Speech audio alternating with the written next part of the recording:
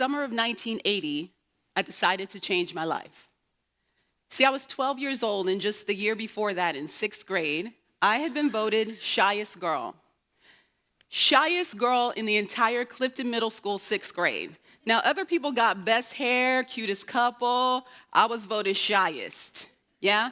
So I knew I didn't want that to be my legacy for middle school, so I knew I needed to change my life. And as if the heavens opened up and a miracle happened, an outgoing girl named Angela Mincey befriended me. And she welcomed me into the group of about 7 girls, and finally I had a crew. And that summer we decided that we would try out for drill team together. It was going to be the first year that Clifton Middle School ever had a drill team, and we were going to rule it, leave our mark, so to speak. And so for the grueling summer, about 2 months, well, looking back, it was probably just a week and a half, but it felt like 2 months. We marched and we practiced and we danced and we exercised and we lined up and hit our marks just right, because it was drill team. That's what you do. And I'm not exaggerating when I tell you, I was killing it. I was in. I just knew it was just a matter of which position would I get, right guard or left guard. You see, there were 2 coveted positions. Right guard and left guard were kind of like the cream of the crop, like the team co-captain. So it was just a matter of which one, right or left. I didn't care. But in my wildest 12-year-old dreams, I thought, wouldn't it be nice if myself and Angela Mincey were right and left guard? That would just top it all off. And so we marched, we practiced. I helped the other girls come along as they should, right? And finally, it was the day of judgment. Tryouts had happened. We're standing there lined up in perfect formation, at attention, chest up, smile on my face. I stood there and waited for my fate. She called name after name. Tina Murphy. Oh, Tina, congratulations, you made it, Tina. Ooh. Adrienne McLaurin, she's so good. Oh my gosh, she got in. I'm so happy for you, Adrienne. Go, girl. Valerie Frierson. What? Valerie Frierson got in? If she got in, I know I'm in for sure. Okay. Chest pumped up even higher now because I know I'm in, right? And then finally, she said the words I had been waiting for. Angela Mincey. Yes! Angela Mincey made right guard. You know what that means. I'm next.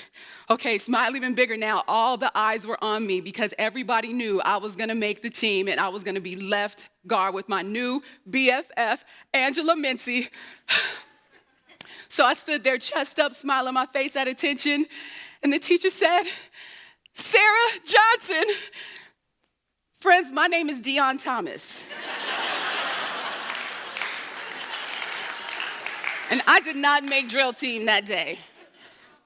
And so I stood there still at attention, chest not so high now, smile still on my face, but now tears forming in my eyes because I knew I really didn't belong anyway.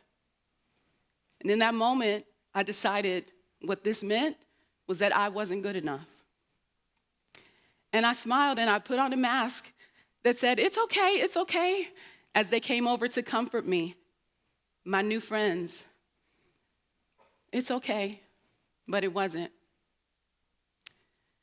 And I decided in that moment that I was not enough. Have you had a moment in your own life where something happened and you came to the conclusion that you were not good enough? And maybe in that moment, you decided to become something. Maybe you decided to become tough or funny or cynical or arrogant, just something to cover up that pain. I did that too. And that 12-year-old girl became a woman who learned to hide herself. And I hid myself in not being smarter or shining brighter than anyone else in the room, ever. I hid myself in being a wife and what I thought that was supposed to look like. And I hid myself in being a mom because you're supposed to put your kids first, right? That's what you're supposed to do.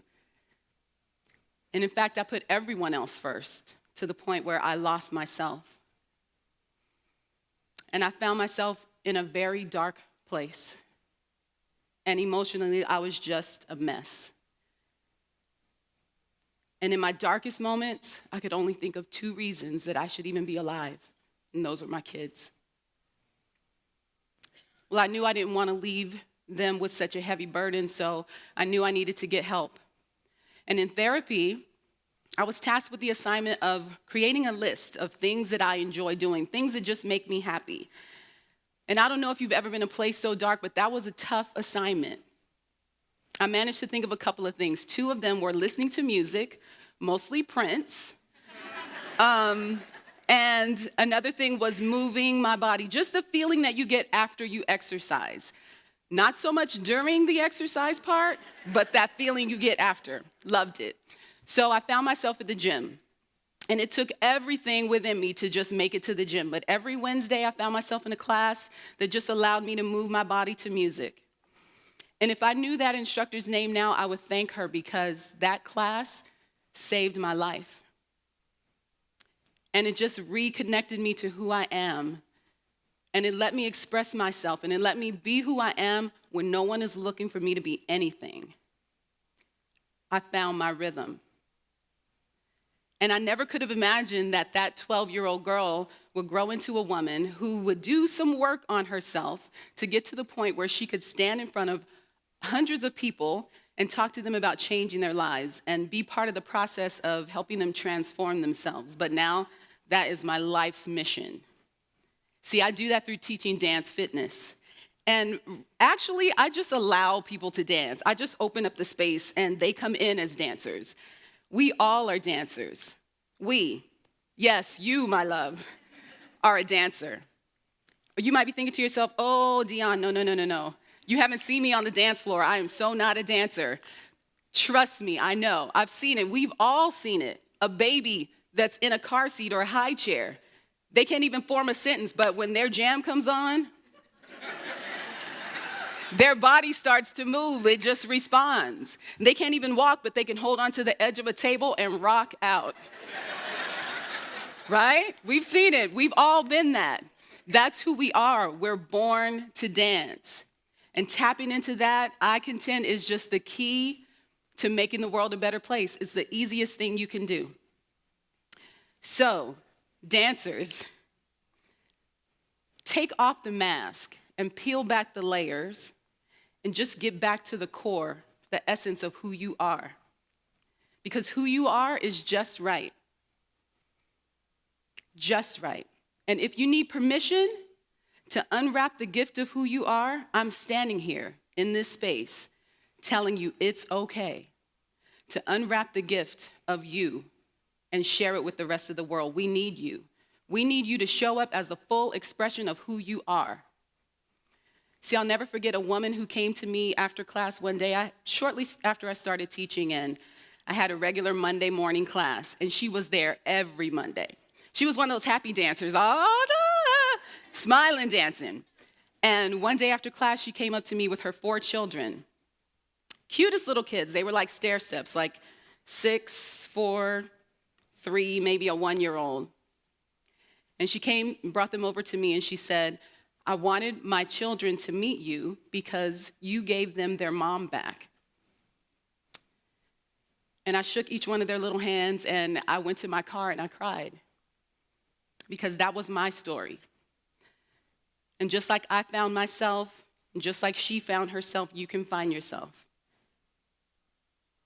And so I just want to encourage you to dance often, regularly, make it a practice. You see, because when you express yourself and you allow yourself that freedom, you're giving a gift to the world. And you're allowing yourself to just be who you are. And it sounds like the easiest thing, but sometimes it's the most difficult thing to just be yourself and become comfortable enough in your own skin that you can move it however it wants to move. And just live in the moment of what it feels like to be yourself, unapologetically moving through the world with a genuine, loving self-confidence. So that's my charge to you. Not just to dance, not just to do it often, but do it publicly. Why? Because when we dance and we open ourselves up in front of other people, we're giving them permission to do the same. And that spreads like a virus.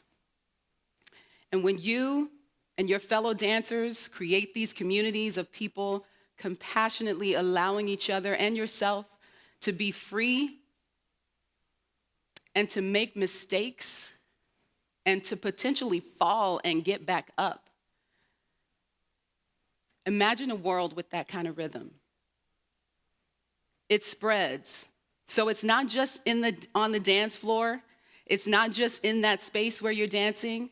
It travels out into other parts of your life. It spills over.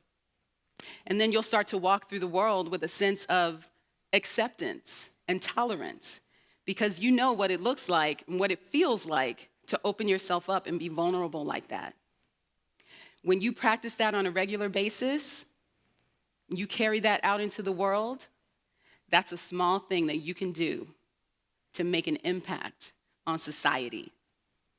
Seems like a small thing, but just shake it.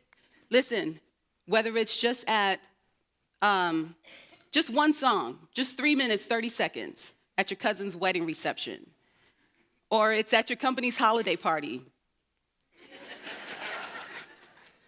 or if it's in the middle of the grocery store, please share your rhythm with the world. I see you. We need you. We need you to just dance. Thank you.